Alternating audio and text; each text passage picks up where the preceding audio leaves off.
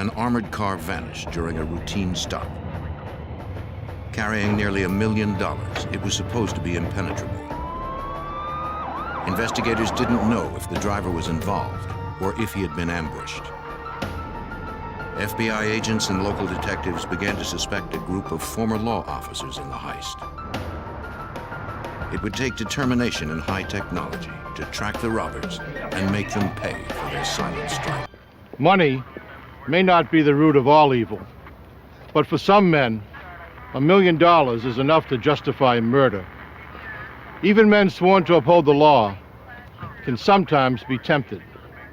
I'm Jim Kallstrom, former head of the FBI's New York office. When robbery turned to murder, the FBI would discover that a killer might be among them. The Arrowhead Mall, Glendale, Arizona. November 28, 1994. At 1:30 p.m., a van pulled up outside a department store at the mall. It was an unmarked, fully armored Wells Fargo vehicle. Several companies use these customized vans since they are less conspicuous targets for robbery.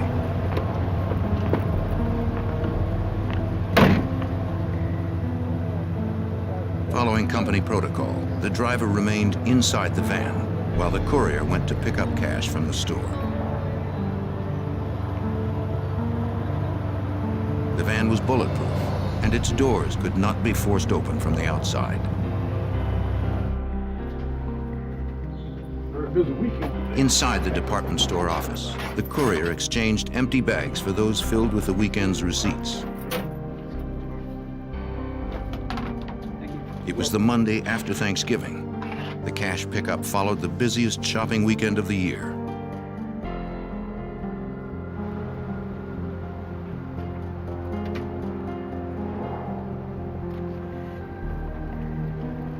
When the courier returned to the parking lot minutes later, the armored van and the driver were gone. He notified police immediately.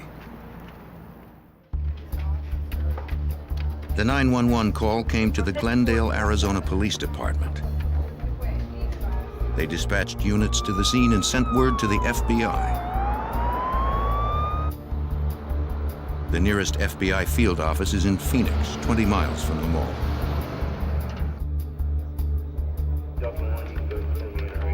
Because the money in the van was federally insured, the FBI opened a case.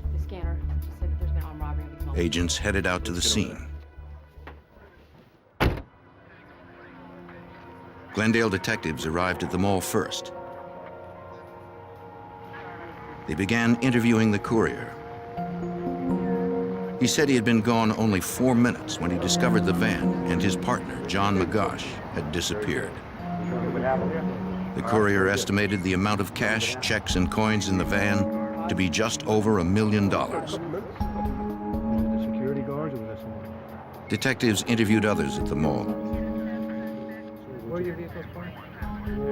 None reported seeing or hearing anything unusual.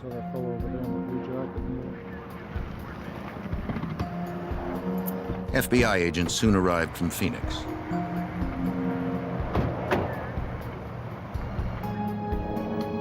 Evidence technicians had processed the area. Where the van had been parked, they found a cigarette butt and a pair of broken eyeglasses. The courier confirmed that his partner was a smoker and said the glasses looked like those Magosh needed when he drove.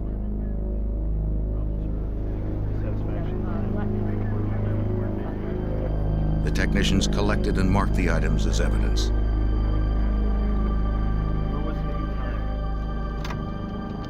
David 44 to David Detective 41. Tom Clayton is a senior investigator for the Glendale Police Department. On the 211. 10-4. I think the first thought when we saw the van missing was the driver took off with the money and was going to leave town. We also considered somebody could have robbed him. With the glasses laying there, we weren't sure if it's, is it a setup or did something really happen. We explored every possibility we could think of. Van was Supervisory Special Agent Stephen Chenoweth, now retired, was the lead for the FBI. in increments going outward, so how do you think best to do that? The investigators organized a search for the van and its driver, believing that whoever took the van would abandon it soon in favor of a getaway car.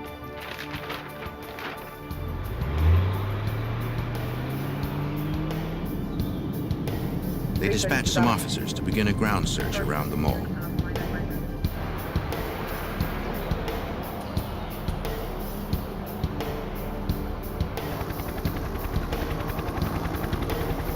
Pilots from the Arizona Department of Public Safety conducted an aerial search.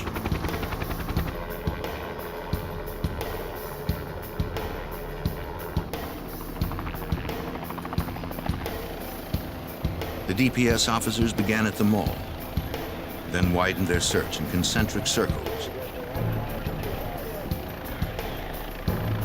looking for the van in the surrounding neighborhoods.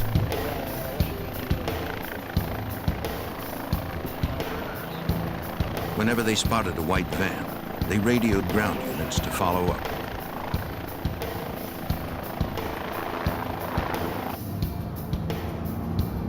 Special Agent Chenoweth and the others knew most armored car robberies are inside jobs or armed ambushes. Witnesses hadn't heard shooting. Perhaps the driver had decided to trade his hourly wage for $1 million. Certainly, the van is supposed to be locked and the driver inside, and therefore inaccessible.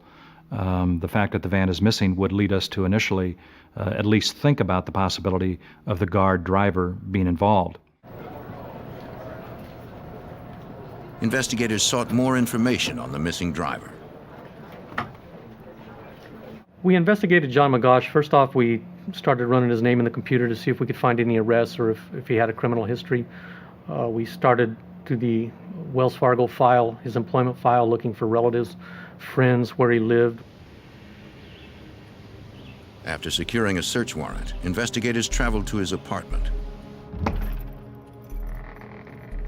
His landlady let them in. The investigators were looking for evidence that Magosh had planned the robbery.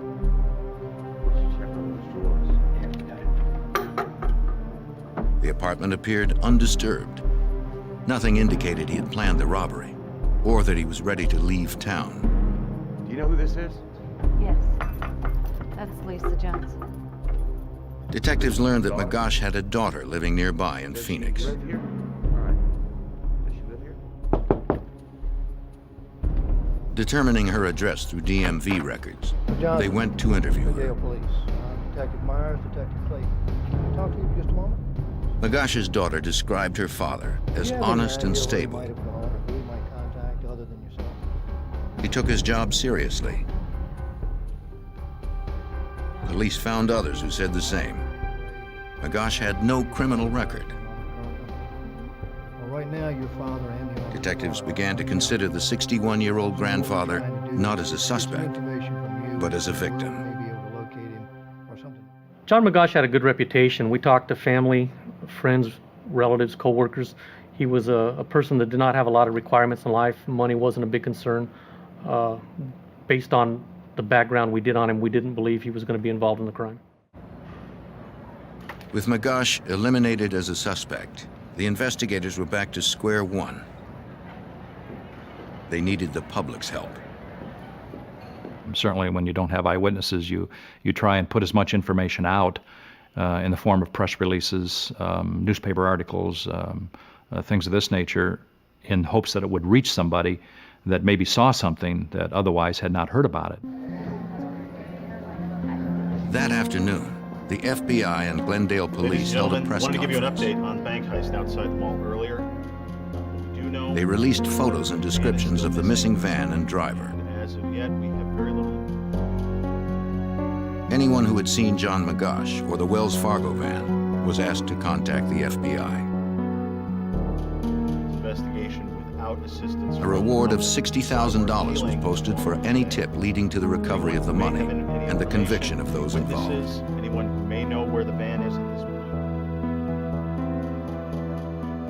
Hours later, A 911 call came in from a church in Sun City, Arizona, just outside Glendale.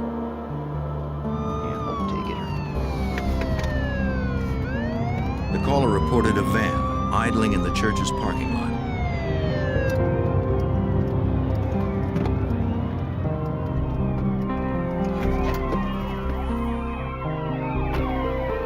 Parishioners arriving for a Monday night bingo game noticed the van, which fit the description in the news reports.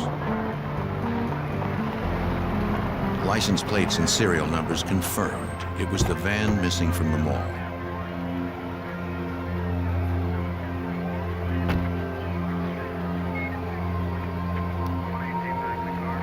Investigators approached cautiously, not knowing who or what was inside.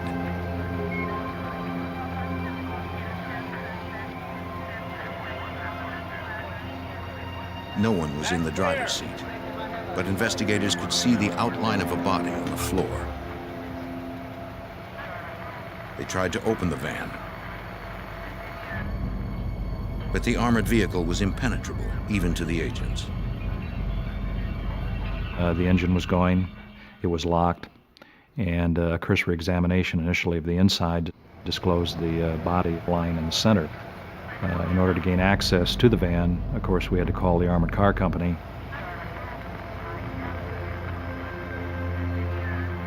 No one at the church had seen who left the van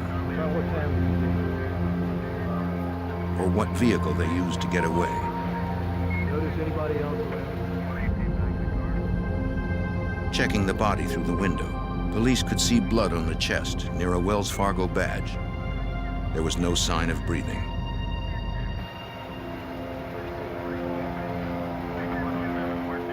Authorities believed John Magosh had been killed during the robbery. There were no bullet marks on the van's exterior, no broken glass, and no sign of forced entry at the doors. Whoever had hit the van knew what they were doing. An armored car robbery is a pretty sophisticated crime, and it takes a lot of detailed planning. And so we knew after finding the van and finding the body that we were up against probably some people who had thought this out very well, planned it extensively, and certainly would not stop at murder in carrying this out. Investigators needed to get inside the van to know what happened.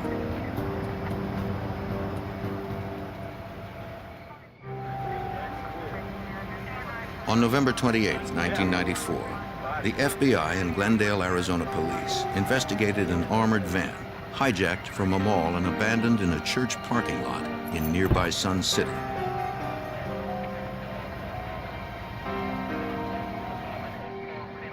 The driver, 61-year-old John Magosh, lay dead in the cab. He had been shot once in the head, but his death was not instantaneous. Technicians noted aspirated blood spatter, indicating Magosh had continued breathing after being shot.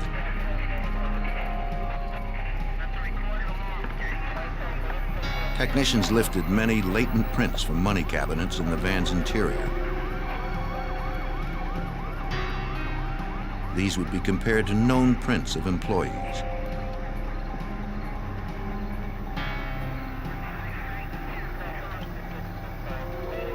No foreign prints were found.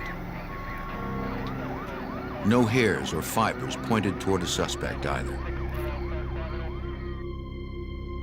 Inside the van, investigators found $132,000 in coins.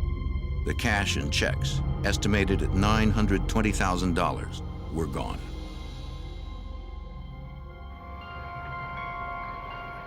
The details of the crime suggested that there had been several violent criminals, according to Special Agent Stephen Chenoweth. After looking at the van, we knew that we were probably dealing with certainly more than one person, because this would be very difficult for one person to accomplish. So we knew we were looking probably at least two or more, and very vicious and violent people who certainly would not stop at anything in order to obtain their goals, which was the money located inside the van. To Glendale Detective Tom Clayton, the placement of the van outside Glendale city limits spoke to the criminal's understanding of police procedure. We believed they dumped the van in Sun City to get it out of our jurisdiction into another one to complicate the investigation and communication of police agencies, maybe hoping we would not be able to link the two things together right away. During the autopsy of the armored car driver, the medical examiner retrieved several small bullet fragments from the left side of the victim's head. The fragments were too damaged to determine the make of the murder weapon. It seemed like a small caliber, perhaps a .22. The medical examiner found no powder burns on the victim's head. This meant he had been shot from a distance.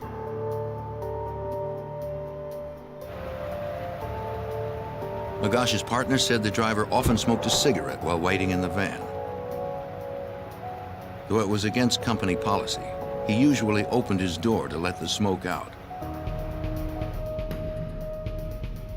Investigators believed the killers knew this and shot him when he opened the door. Because of his experience tracking down elusive criminals, now retired FBI Special Agent Ron Myers was transferred from the Fugitive Task Force to work the case.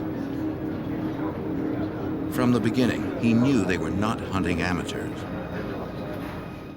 One of the things they did that made us think that they were professionals was the manner in which they did the robbery. They picked an isolated part of the shopping center where not many people parked, where there wouldn't be many witnesses.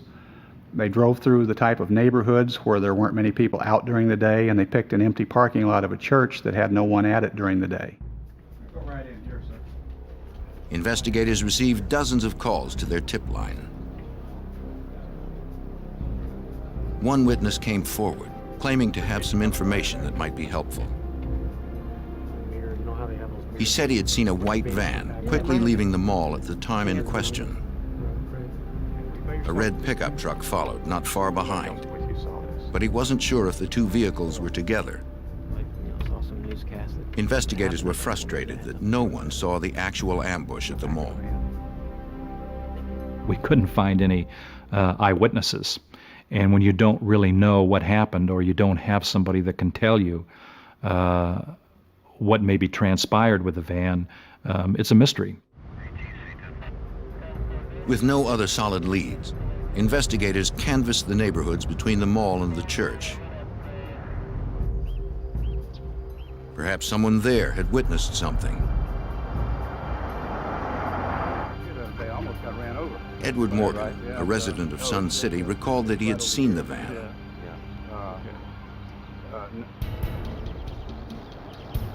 On the afternoon of November 28th, Mr. Morgan was returning from the post office when he noticed the van. And Mr. Morgan stopped because he thought they weren't going to stop for the stop sign and was afraid he'd be hit. At that time, he noticed the white van with this red truck shortly behind it, both speeding through the intersection and driving off. And he thought that was kind of unusual, not only the way they were driving, but the way that the red truck seemed to be following the white van. I think they were doing. Mr. Morgan couldn't recall details of license plates or the face of the van's passenger. But I saw the passenger. Desperate for a break, investigators wanted to place him under hypnosis to jog his memory.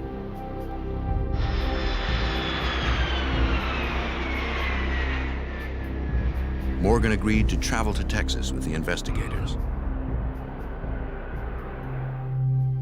Mr. Morgan, you should be feeling very There they met with a forensic hypnotist. Perhaps under hypnosis, the witness could remember more details about the incident. Statements made under hypnosis cannot be used in court, but some police agencies find it to be a helpful investigative tool. Under hypnosis, Morgan returned to the events of November 28th. He recalled the white van and the man in the passenger seat. Investigators now believe there were at least 3 people involved in the heist, 2 in the van and one in the red truck. When asked about the truck's license plate, Morgan was able to remember a portion. 237. It wasn't much, but it gave investigators a start. We had to go to the Department of Motor Vehicles to run all combinations of those license numbers, and that produced several hundred possible vehicles because Arizona does not have color on their motor vehicle registration. So we knew we were looking for a particular type of truck, but from looking at the motor vehicle registrations, we didn't know what color they were on the registration, which meant we had to do interviews of everybody on the list. Investigators eventually tracked down hundreds of truck owners. Each was interviewed, but no suspect emerged.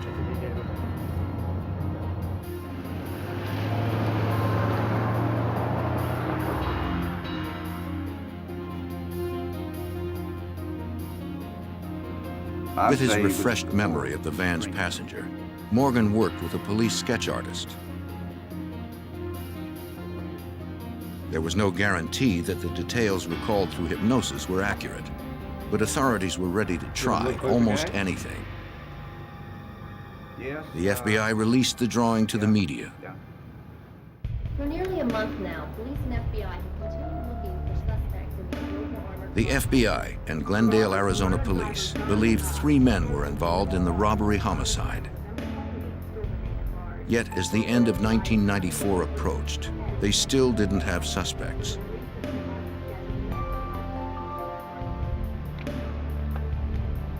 It began to look like the killers might never be found. Martha, do you have the TV on? But the investigators did not know that the suspect in the composite sketch had been recognized. Can you call me back? Call me back in like 10 minutes. By December of 1994, a month after the deadly hijacking of an armored car in Glendale, Arizona, the investigation had stalled. Investigators believed at least 3 people pulled off the heist. They had a composite sketch of one and little else.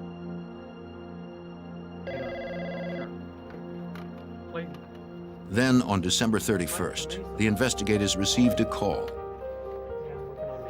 A Mesa, Arizona detective had been told that a local woman had information about the crime. Find out, we'll be in touch. Okay, thanks. A background check showed that the woman had a suspended license.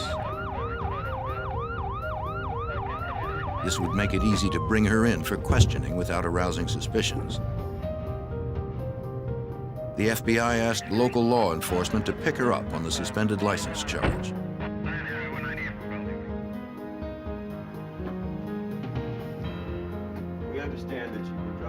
The investigators asked the woman if she knew anything about the armored car robbery in Glendale.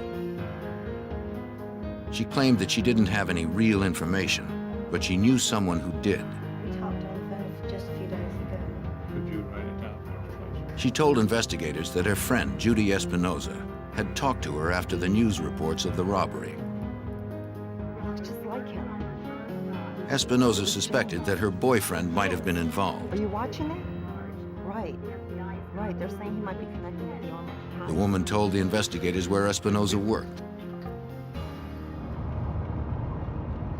The investigators spoke with Espinoza.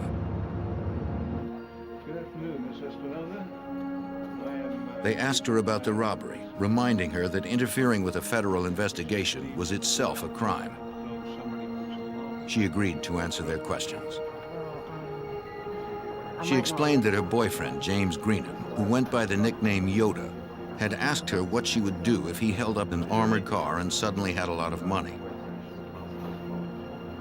She told FBI Special Agent Ron Myers that Greenham sometimes worked as a bounty hunter and was usually broke. Jim never had a dime, but the day of the robbery, he came home that night, told her he had to kill somebody, and he had plenty of cash on his person. She told us that Jim did his bounty hunting with a guy named Tim Ring, and that she had been over to Tim Ring's house and noticed several new all-terrain vehicles, jet skis, a new motorcycle, And Tim had made a comment about how she'd never know how much money was in that garage. The information was good, but it was only hearsay. Investigators needed more solid evidence. Espinoza had kept several rolls of coins that Greenham had given her.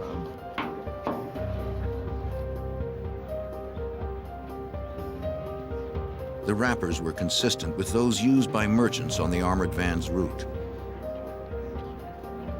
More than a month after the crime, the investigators finally had names. They looked into the two suspects' backgrounds.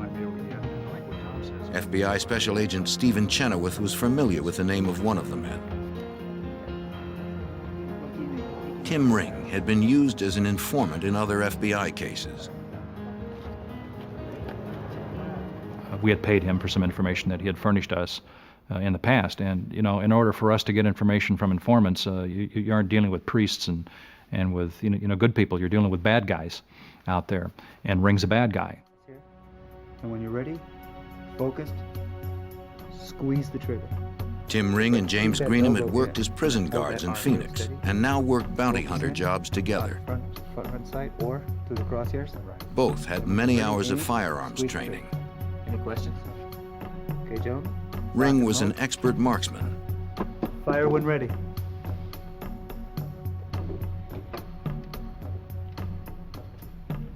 Pursuing bounty hunters would be dangerous. The fact that these suspects had law enforcement training in their background made the case pretty difficult. For one, they would be schooled in surveillance techniques. If they were looking for somebody following them, they'd know what to look for. They'd know what to expect anybody following them to do. So we had to be very cautious when we were following them around. The FBI and Glendale police began 24-hour ground and air surveillance. They had to be covert. You know, if they're looking for air surveillance, they're looking up, you know. Well, we're way over here because we can't see anything if we're right up here, you know. So we're way over here, way over here. The agents wanted to see how the pair earned money and how much they spent. At the time that we were following Mr. Greenham and Mr. Ring around, neither one was gainfully employed that we could tell. They had no income coming in from any legitimate sources, yet we observed them spending a lot of money. Ring overhauled his truck and Greenham got a new apartment. Both bought motorcycles. Agents tracked their purchases. It seemed the suspects did not exceed a certain level in order to avoid the attention of the Internal Revenue Service. Okay. And they always seemed to be careful whenever they spent their money to stay under the $10,000 limit, knowing that if they spent more than that in cash, the expenditure would be reported by the businesses to the IRS.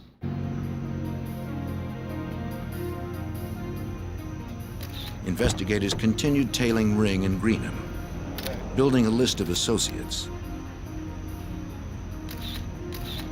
They photographed everyone the suspects met. They still didn't know who the third partner was. Glendale detective Tom Clayton hoped surveillance would spot the three meeting somewhere. We would watch them go to restaurants where they would meet. We would see them go to strip clubs where they met a couple dancers that they knew.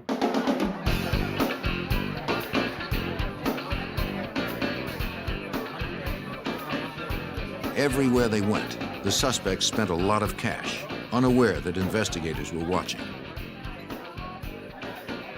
Circumstantial evidence linked them to the robbery and homicide. But the FBI and Glendale police still didn't know exactly what had happened and who else was involved.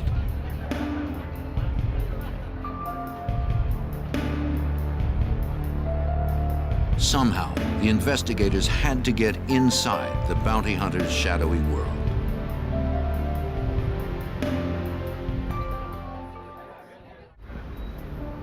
As the FBI and Glendale, Arizona police continued to investigate a deadly armored car heist, They got a tip from an associate of their two main suspects. Bounty hunter Michael Sanders said that he had cased armored cars with two other men. He believed those men did the Glendale hit without him. Angry at being cut out of the deal, he decided to talk. He gave FBI Special Agent Ron Myers a lead on the third perpetrator. Sanders came forward to tell us that he thought that Tim Ring and Jim Greenham were involved in this armored car robbery, and that an ex-Phoenix police officer named Fergie, who worked for a camera shop in the Paradise Valley Mall, might be the third man. Investigators needed to identify Fergie. So what we're going to do is They reviewed their case set up on photos. tonight, try to take some pictures and get a push for that guy there too. Surveillance teams had watched Ring and Greenham meeting with a bearded man who drove a Camaro. The car was registered to William Ferguson.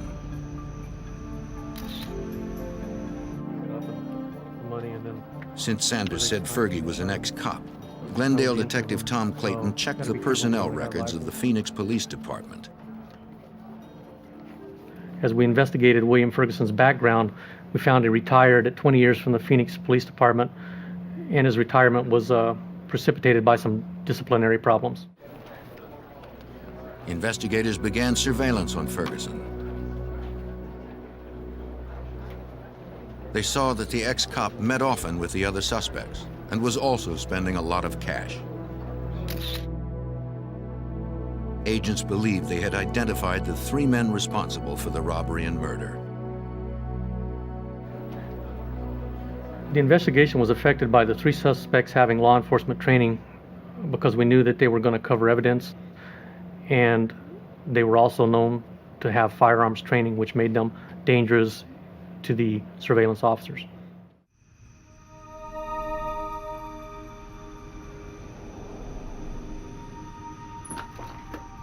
Detectives and agents needed evidence linking the men to the crime.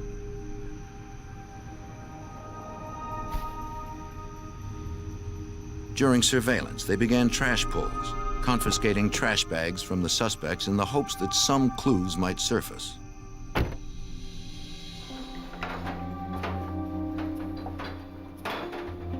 FBI technicians examined the trash.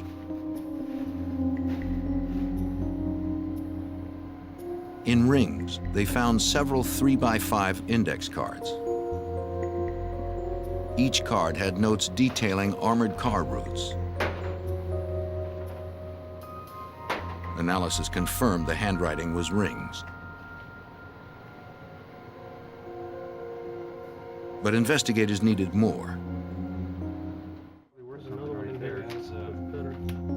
They wanted tapes of the suspects discussing the crime. All three men had keys to James Greenham's apartment. FBI Special Agent Stephen Chenoweth believed they used the apartment as headquarters. Timothy Ring was married, had a wife, children, and I think the likelihood of discussions occurring in regards to this armored car robbery at his house were somewhat remote. But we felt that they were occurring at Greenham's residence, so that was the impetus for which we decided to go ahead and proceed and place a listening device inside the apartment of Greenham. Special Agent Myers was part of the team that entered the apartment to place the bug.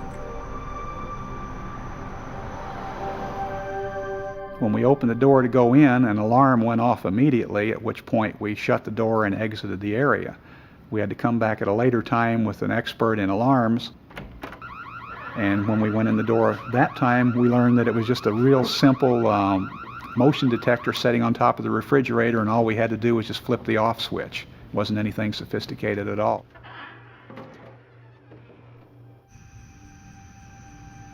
While the team was inside Greenham's apartment, the detective surveilling Tim Ring saw him leave his house.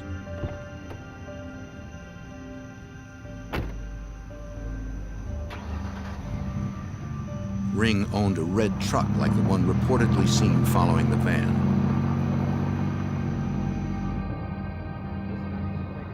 The detective trailed behind Ring. After a few turns, he realized where the suspect was headed.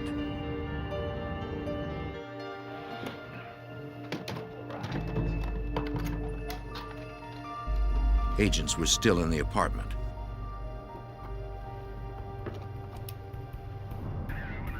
Tim Ring was headed that way. Ring often went to Greenham's place, even when Greenham was out. If he went to the apartment, he would interrupt the planting of the bug. His license is under suspension. Then run his plate. The team inside needed more time. I'll pull him over and hold him until you get her. The detective called in a uniformed officer to stop Ring for speeding. Anything to delay the suspect.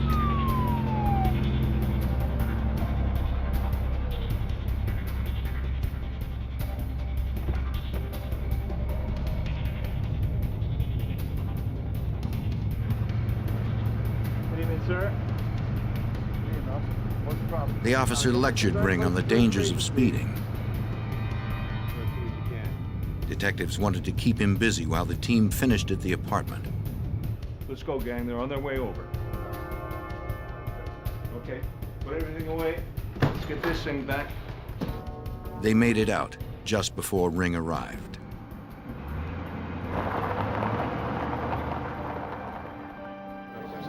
Some notices in the rec center. Investigators also tapped the home and cellular phones of the two other suspects. To get them talking, Supervisory Special Agent Stephen Chenoweth released false information about the case. We decided to make a press release talking about the investigation, which we thought when they would hear would certainly generate some telephone conversations and other discussions amongst these three suspects. And it did have its desired effect in that they did talk about the information that we released and how accurate they thought it was and whether or not we were on the right trail and whether or not they thought we were getting close to them.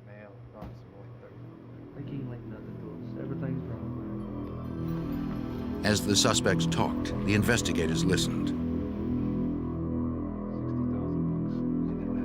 We didn't get an actual confession where they said, I did the armored car robbery. What we got were several conversations among themselves about different aspects of the case. They would always listen to the news, follow any printed reports or follow any television stories, and as soon as anything would appear on TV, they'd call each other. And they'd make comments like, well, this isn't the way it happened. You know, they'll never find that license plate. The evidence against the suspects was building. Man, you seen Judy lately? But prosecutors wanted more direct statements about the crime before they ordered arrests.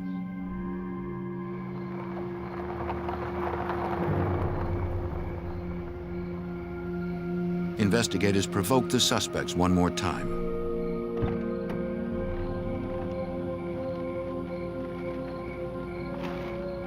A Glendale detective went to James Greenham's apartment when the suspect was out. On the door, he left his business card with the note, Lead 173. Investigators watched Greenham's response to the card. He knew what the note meant. The authorities considered him a lead. Greenham became distraught. He sped away from his apartment, calling Tim Ring on his cell phone.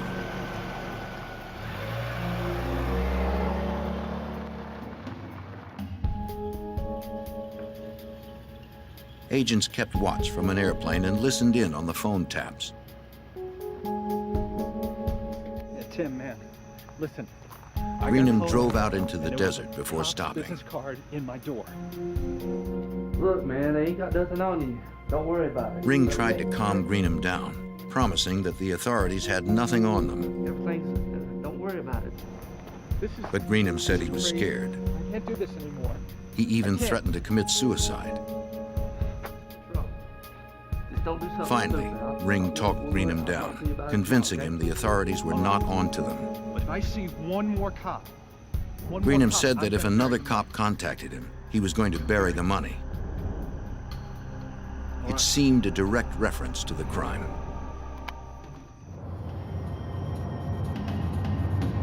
Sam 40. The investigators felt they Contact finally unknown had enough suspects, evidence. Greenway and 6th Avenue.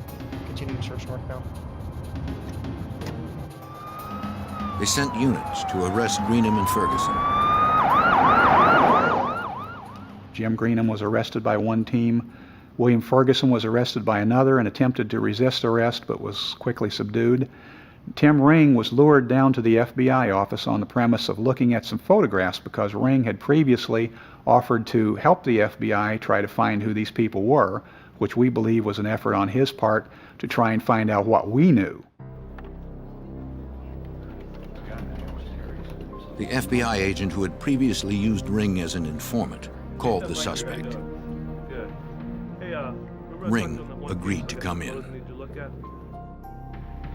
On February 16, 1995, Tim Ring arrived at the Phoenix FBI field office. Undercover agents were waiting for him in the lobby. They believed he would not be armed at the FBI office, but they couldn't be positive.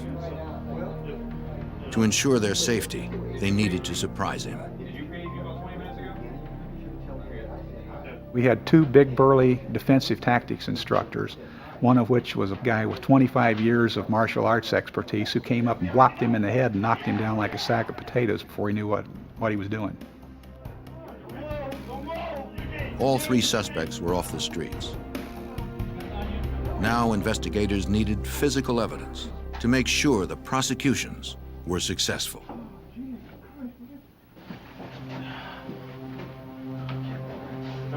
On February 16, 1995, after arresting 3 men for an armored car robbery and murder, FBI agents and Glendale, Arizona detectives searched the suspects' residences.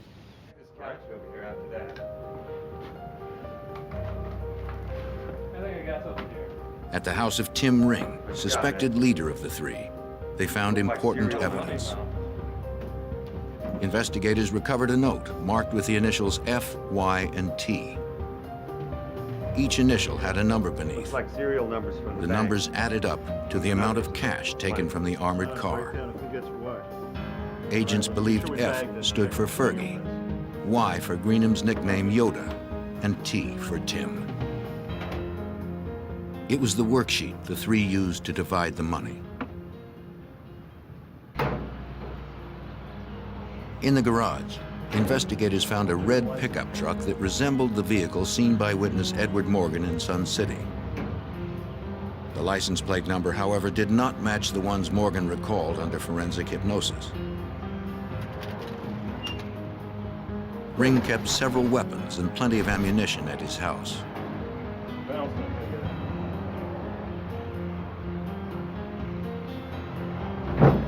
In a duffel bag, agents also recovered $270,000 in cash. Another $64,000 was found Let's in get it all in a Ferguson's stack. house. We need to count all of it.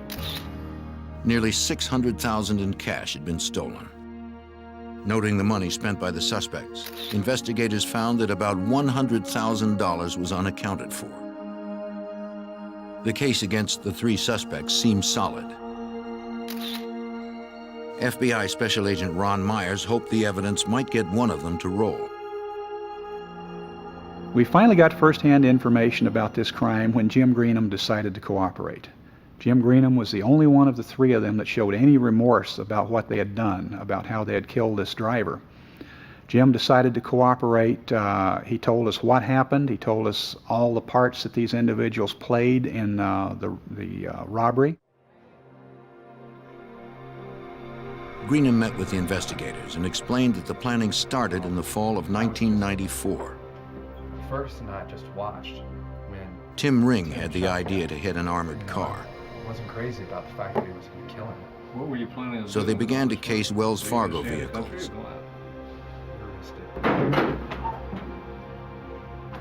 They drove around Glendale, following different trucks and vans on their routes.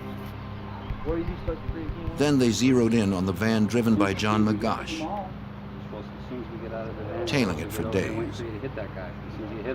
They managed to observe this one particular armored car making several stops, and they noticed that every time the messenger would get out to make a delivery, the driver would open the door about 8 inches to smoke and blow the smoke out the side of the door. They observed the driver at several stops, and they noticed this one particular stop on the back side of a shopping center, and noticed that he always parked in the same position. On November 28, 1994, the Monday after Thanksgiving, a day they were sure a lot of money would be in the van, they were ready to strike.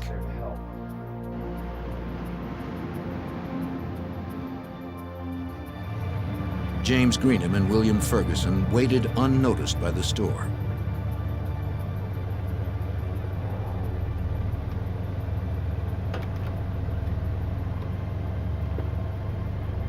They watched until the courier was out of sight.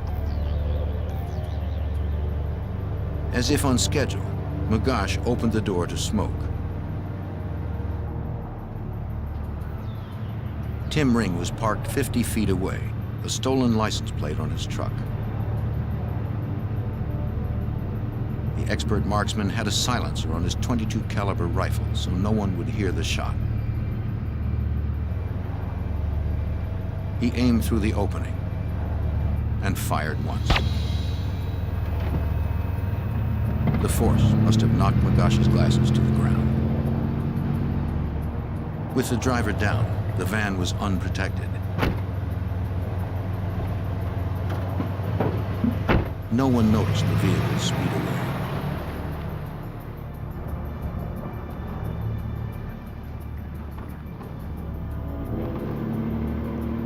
They drove to the church parking lot. It would be empty at that time of day.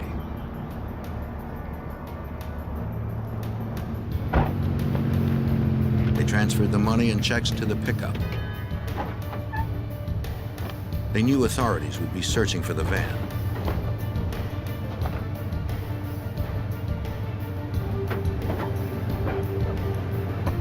They left most of the coins and went to destroy the checks and other evidence, according to Detective Tom Clayton. They loaded the money into Tim Ring's truck and drove out in the desert, where they separated the money, changed clothes, and burned all the evidence. We buried the license plate. Greenham said they buried the burned evidence and stolen license plate in the desert. And you can take us to where the plates are buried? Yeah. Special Agent Stephen Chenoweth wondered if it was the plate witnessed by Edward Morgan. We went out there and actually found the location and then dug it up and found that the 3 numbers actually on the plate did in fact match those that were given to us by Mr. Morgan. So he was actually right on his information. James Greenham pled guilty to second-degree murder and armed robbery and is serving 27.5 years.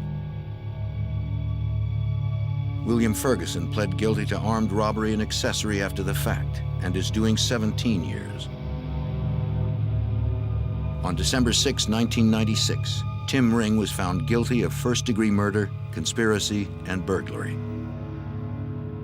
Anytime that you have